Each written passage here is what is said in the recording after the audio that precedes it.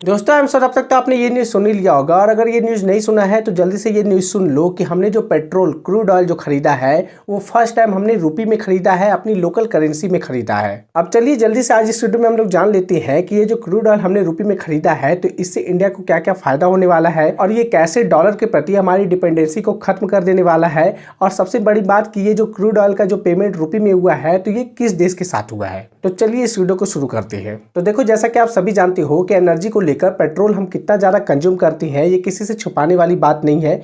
हम दुनिया के थर्ड लार्जेस्ट एनर्जी कंज्यूमर है, और जाहिर सी बात है कि जब इतना सारा एनर्जी हम कंज्यूम करेंगे तो उसके लिए ज़्यादा पैसे भी लगेंगे, क्योंकि जो हमारा देश है वहाँ तो ये एनर्जी बनता नहीं है, ये क्रूड ऑयल मिलता नहीं है। हम कह लो कि ओवरऑल 85% पार्ट जो क्रूड ऑयल है वो हम विदेशों से मंगाते हैं, और मात्र 15% ही हमारे इंडिया में क्रूड ऑयल का प्रोडक्शन हो पाता है। और जाहिर सी बात है कि जैसा हम सभी जानते हैं कि जो क्रूड ऑयल का जो पेमेंट होता है वो ओवरऑल किस में होता है, तो वो डॉलर में होता है, क्योंकि जो डॉलर है वो वर्ल्ड का आपका ग्लोबल करेंसी है। तो हमारा डिपेंडेंसी या फिर इवन कह लो कि दुनिया भर का डिपेंडेंसी आपका डॉलर के प्रति ज़्यादा हो जाता है।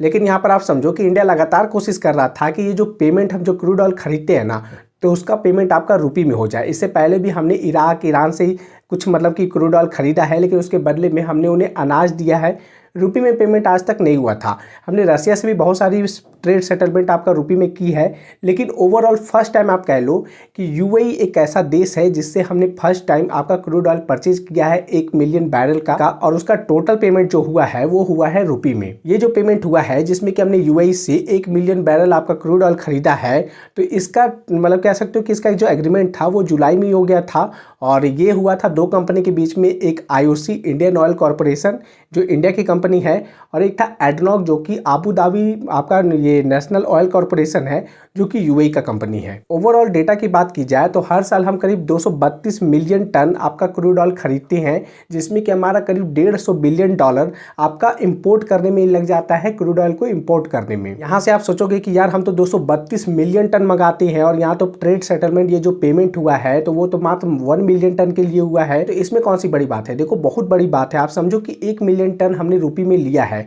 तो इससे अगर पहली बार अगर रुपये में आपका पेमेंट हो रहा है तो इससे लोगों का या फिर अदर कंट्रीज़ का, फॉरेन कंट्रीज़ का विश्वास बढ़ रहा है। हमारा जो ओवरऑल जो हम ये ऑयल इंपोर्ट करते हैं तो वो सऊदी अरेबिया से करते हैं, इराक से करते हैं, यूएई से करते हैं, रसिया से करते हैं, तो कहीं ना कहीं रसिया भी रुपये के लिए मान जाएगा, यूएई मान ही चुका है। और ओवरऑल इससे क्या होगा कि जैसे जैसे हम पेमेंट करेंगे तो लोगों का डिपेंडेंसी, लोगों का जो विश्वास है वो रुपये में बढ़ेगा, और हो सके तो सऊदी अरेबिया, फ्यूचर में आप कह लो कि इराक है, वो सभी रुपये में ही सेटलमेंट करे। और ओवरऑल कह लो तो इसको ऐसे समझो कि रुपये में जैसे ही सेटलमेंट होगा तो हमारा डॉलर के प्रति डिपेंडेंसी खत्म होगा, और हमारा जो लोकल करेंसी है उसका वैल्यू बढ़ेगा पूरे मार्केट में, पूरे वर्ल्ड में।